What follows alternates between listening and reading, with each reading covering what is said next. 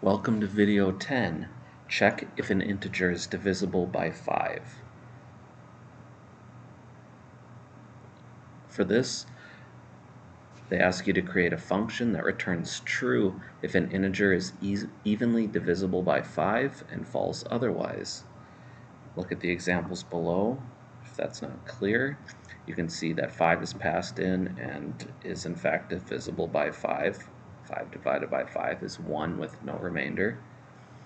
And similarly, for these other examples, negative 55 would be a multiple of 5.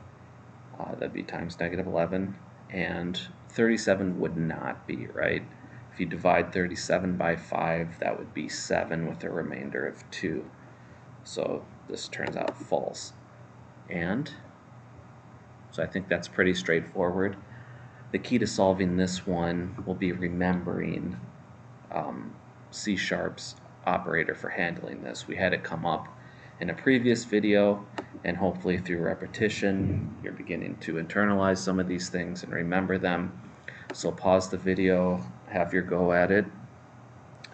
When you're ready, this one's again going to be simple.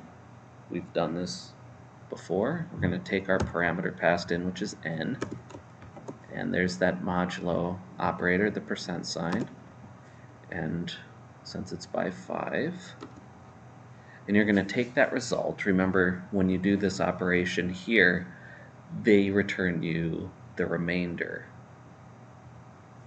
So we're just going to check that it's 0. There should be no remainder, in other words. N modulo 5. If it has no remainder, then we will return true like the problem told us to. In any other case, when it's not 0, that means there's some remainder value, and this thing should return false. So we can go ahead and check this one.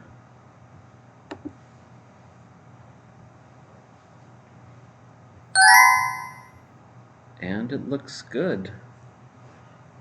So yeah, the idea here is to start to remember these things.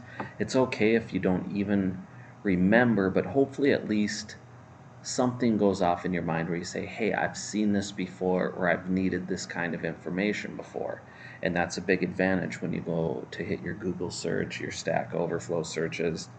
You can ask for those things, how to get the remainder from a division problem, and that's going to get you the information you need quicker.